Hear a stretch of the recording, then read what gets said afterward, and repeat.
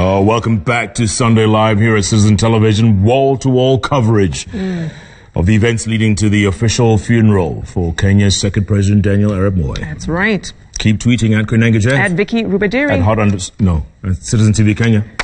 Sunday Live. Sunday Live.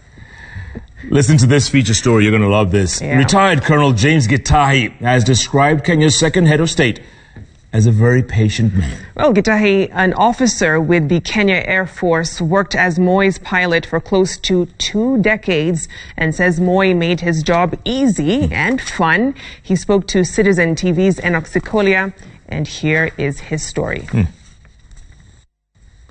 Hi, how are you, Enock? I'm fine. And good you? To see you. Good to see you too. How's everything? A sad week for Kenya. You're fine? Yeah, a sad week. Yeah, it's true. Losing Kenya's second president. I think the finest. And for you, this is a man you knew very well, right? Yes, I did know the president because we worked with him for almost for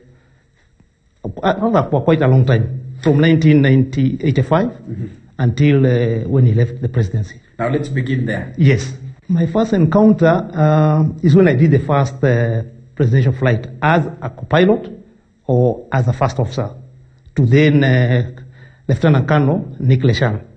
So when I was told I was going to fly as a co-pilot, it was a surprise because I thought that kind of job I cannot be given. But luckily enough, I took it in my stride and I said, okay, fine. If I've been given the job, I'll do it to the best of my ability. To me, it was, it's not easy because I've never been that close to the president. I've never seen him one-on-one. So, but according to the arrangement for the flight, I was in the cockpit waiting for the president to board the aircraft. But outside was the Lieutenant Colonel, now Lieutenant General retired, who was waiting for the president outside. So when the president boarded, I was in the cockpit. When he joined me, so I could throw a glimpse and I could see the president sitting on his seat. But I didn't want to stay for too long because I never knew. Maybe he's monitoring me, so I said, no, let me look forward and do my job. How did you feel when you were in the air? Because you're not just carrying an ordinary person, you are carrying the president, the then president of the Republic of Kenya. Well, it was a very, very good feeling because I said, wow, where I came from, and here I'm carrying the president, the number one of the country, the commander-in-chief. Fantastic. I really felt nice. So this is you? No. This is my son. Oh, this is your son? Oh, this is my son. He's also a pilot. Like father, like son. Yeah, and then on the other side is my daughter. She's a lawyer. Yes, and that's my wife and myself. So do you have pictures here that gives you that memory? Yes, I have got a model of an aircraft, the jet aircraft, currently the one is in service, that we normally used to carry the president with. This is Kenya Air Force, the presidential jet. Wow. This aircraft, the country bought it in 1995, and I was part of the team that brought the aircraft to Kenya in December 1995. Moi was the president. Moi was the president, and the aircraft is still in current service, which is being used by the current president. So when you talk about that, then I see that picture. Yeah, this is one of among the numerous flights that I've done, both international and local flights.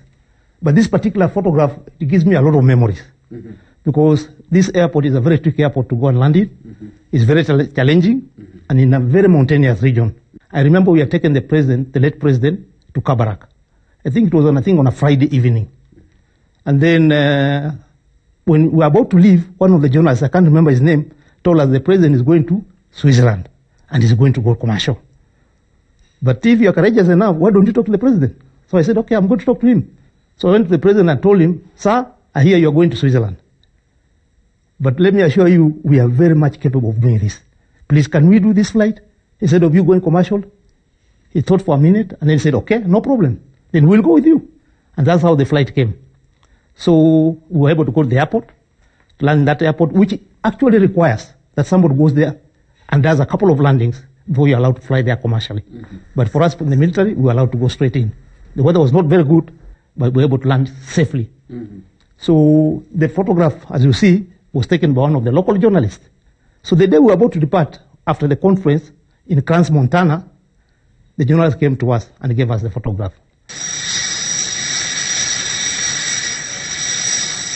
The president was very happy about that because I remember him being asked a question by one of the dignitaries.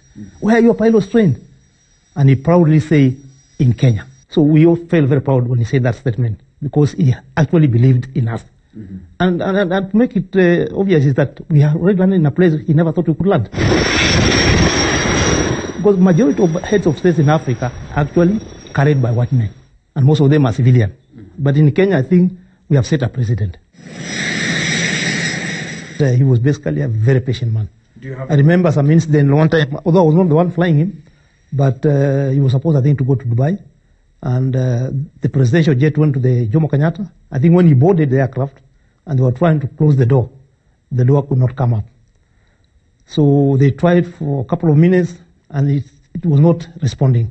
So it was decided that they need to change an actuator on that door. And this actuator was in Isili, so they have to send a helicopter to Isili and back. In the meantime, the president went to the VIP lounge and waited for almost about 4 hours until the door was fixed. And then he boarded and proceeded. So he was very patient. Very patient. Very patient man. Did he love having a drink or food, meals in the plane? Yeah. Actually, depending on the length of the flight, if it's a short haul, then maybe he would just take some soft drinks. But as you recall, Moi was a teetotaler, so he never used to drink any alcoholic drinks.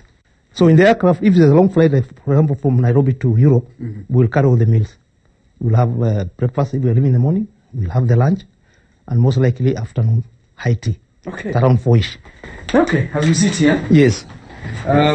Did he have like an office in the jet?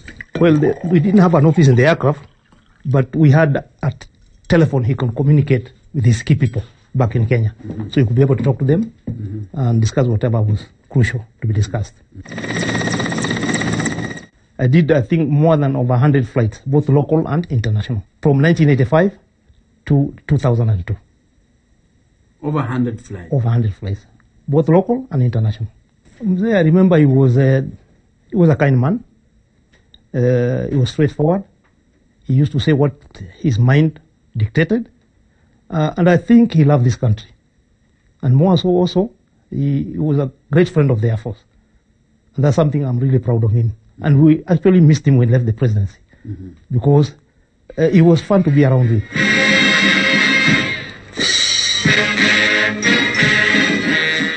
Oh, great.